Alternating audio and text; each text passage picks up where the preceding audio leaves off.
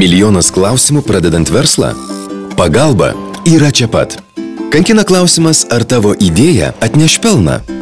Neabejok, turim raminančią piliulę. Verslo plano skaičiuoklę. Užpildęs aiškias skaičiuoklės lenteles, matysi pinigų srauto ir pelningumo rodiklius net 5 metams į priekį. Bet galvos skausmas dėl patalpų, darbuotojų, reklamos nedingsta. Antroji piliulė kaip tik tau. Verslovartai.lt portale esančios verslo atmintinės padės įvertinti leidimų kiekį, mokesčius, apskaitos tvarkymą. Ir viskas. Juokaujam. Juk tikrai kartas nuo karto klausi savęs, ar tikrai viską įvertinau. Abejonėms naikinti triguba piliulė. 3 tipų klausimynai. Bendrųjų klausimynų etape įgysi tau reikalingų institucijų ir jų adresų sąrašą. Sužinosi, kokios įmonės registravimo, verslo liudijimo ar pažymėjimo procedūros, reikalavimai patalpoms ir panašiai. Skiręs kelias minutės daliai leidimai tavo veiklai, sužinosi, ar tavo planuojama veikla yra licenzijuojama. Jei taip, kokius leidimus reikia gauti, kokius reikalavimus atitikti.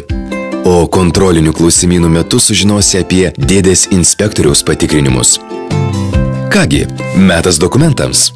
Taupyk laiką, naudokis verslo vartų pranešimų dėžute ir nepriklausyk nuo valdžios institucijų darbo laiko. Paprasta. Prisijungi prie pranešimų dėžutės. E-parašu pasirašai ir pateiki dokumentus. Kol tvarkai kitus verslo reikalus, štai paruoštas dokumentas laukia tavęs vienoje institucijų. Jei nori produktus tiekti Lietuvos rinkai ir nežinai, kokie reikalavimai tam keliami, turim gydančią piliulę.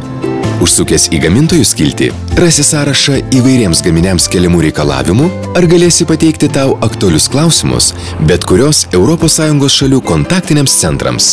Skiltyje statybos gaminiai. Visa pagalba, jei vertiesi statybos produktų gamybą, tiekimu ar pardavimu. Nesvarbu, kuri papuošalų krautuvėlę, dviračių taisyklą ar planuoji 5 žvaigždučių viešbučio verslo pradžią, neabejok, pradėti verslą galima daug lengviau neįsivaizduoji. Reikia turėti svajonę ir žinoti, kas, kur ir kaip. Užsuk į verslo vartus, išspręsim verslo reikalus greičiau.